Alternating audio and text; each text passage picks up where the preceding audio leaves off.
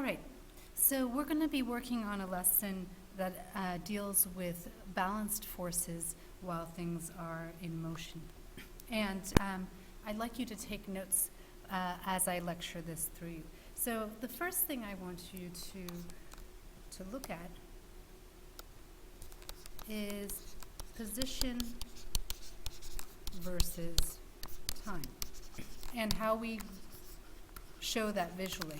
When we did the buggy lab, I asked you to calculate the speed, and all of you pretty much figured out that you needed to determine how far did it move in a certain period of time, and that we were able to graph that. And so we take time in seconds and position in meters, and we could say that the buggy moved at a steady rate over a certain period of time. And you'll see sort of a line, a straight line that moves up at the same slope all along. And perhaps the buggy then was turned off, and so as it was turned off, it no longer changed its position over time, but it stayed at rest. And so both of these graphs here, this is where it's moving at a constant speed, and you could determine that by taking the slope in various places. Perhaps I took the slope from here to here and from here to here. So I took this slope and I took this slope, and I noticed they were the same. And because the slopes are the same, I knew that the speed was the same. It moved the same distance over a period of time. So because it was moving at a constant speed and direction, I know that this line here follows Newton's first law. So it's still going up. It's going up in a straight line. It hasn't changed its angles. This one here shows that it did not change position over time, and so it clearly is at rest. And so for this one, this line also shows Newton's first law. So what would a graph look like that doesn't show Newton's first law? Well, it would look something like this. You would have a graph, again, with time and position, but perhaps it's either changing direction or it's accelerating or slowing down, and you'll notice that it doesn't have a straight line. It actually has a curved line. So that's how you can determine this is not Newton's first law, and this one is Newton's first law. So just as a summary, straight line, either going up or down, as long as it's a straight line, shows Newton's first law. If it is plateauing, it's at rest. That shows Newton's first law. It does not show Newton's first law if you have a curved line, where the speed or the distance over time just gets greater and greater and greater. So that's just sort of a technique of when you're given a graph and say, where do you see Newton's first law? Always look for that straight line that's either moving up or down, makes no difference, and a straight line that moves across. Do not choose a curved line. All right, so the other thing that I want to talk about is, what does this mean by position? We've been sort of using distance and we've been using time. So let's define what these things actually mean.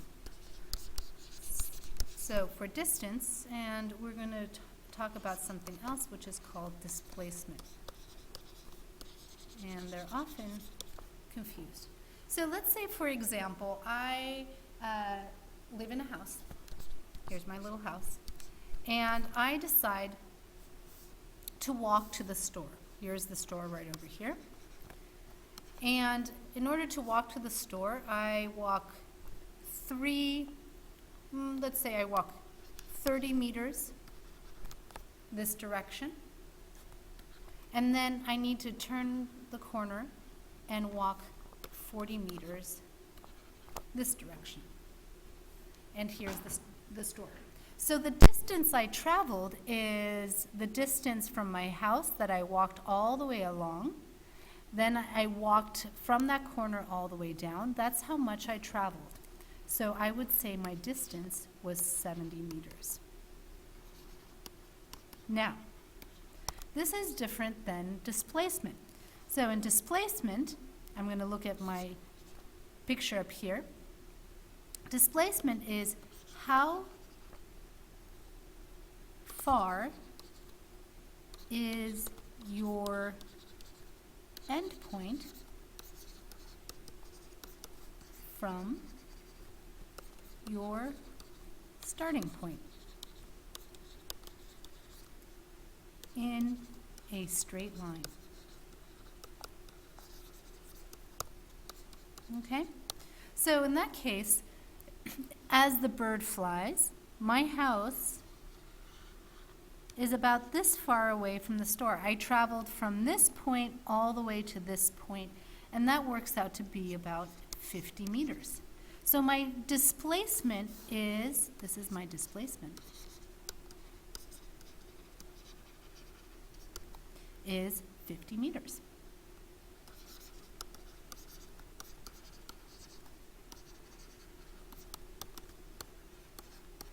So remember that displacement is sort of how the crow flies, how far is your end point from your start point if you were to just draw a straight line, where distance is really how much did you travel, okay? So let's do one more example just to define this, and this one will be a little bit trickier. So I'll erase. All right, so assume, again, we're going to look at distance, and we're going to look at displacement.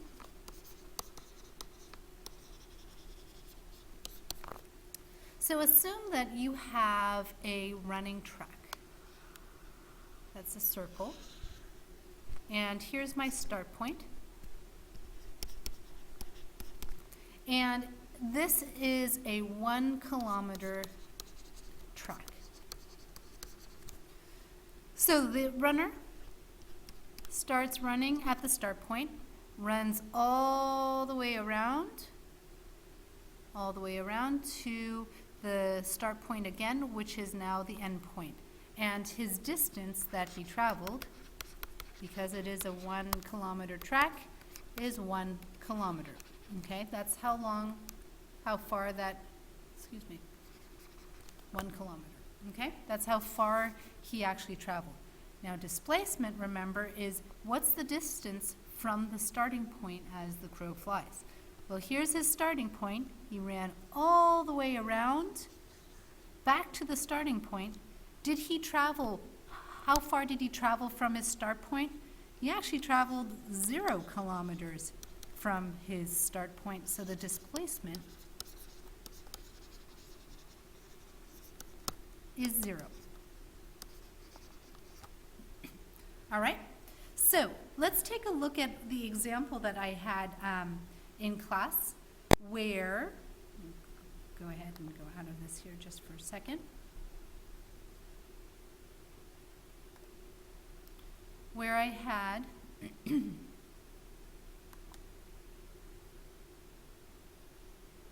me one moment. So on the graph that we had originally, let's try this again.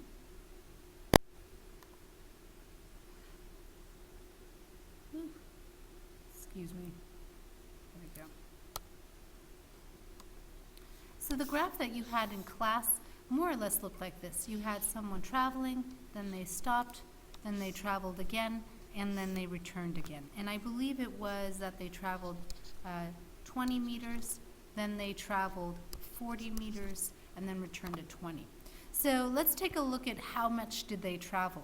So I remember this being 20 meters, this being 20 meters, and then this being 20 meters in distance. So their distance that they traveled would be 60 meters, because that's how far they walked. Remember here, they walked 20 meters and they stopped, then they walked 20 meters forward again, and then 20 meters back. 20 plus 20 plus 20 equals 60.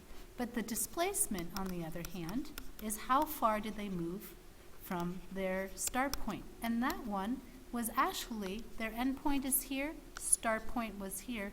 They actually only moved 20 meters, because this section, they just went forward and returned back to that midpoint. So there's the difference with displacement. So why do we care? Well, that's where we now can define the difference between velocity and speed.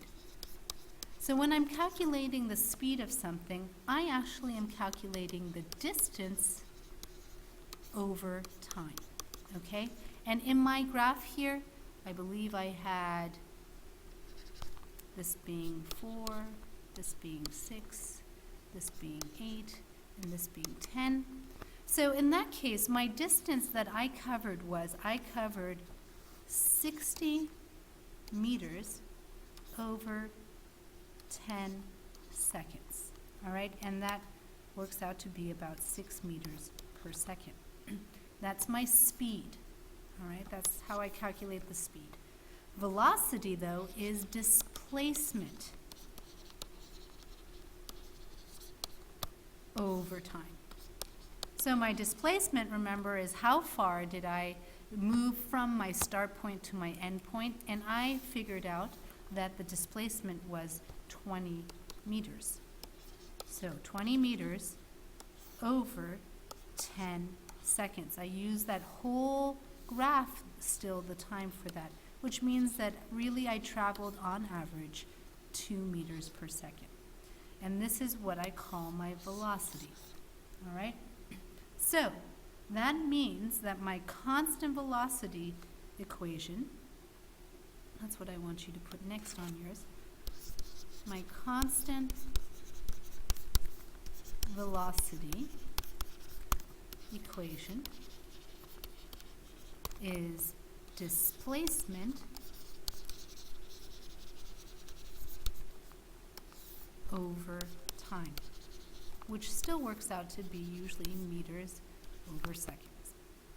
So let's get an example.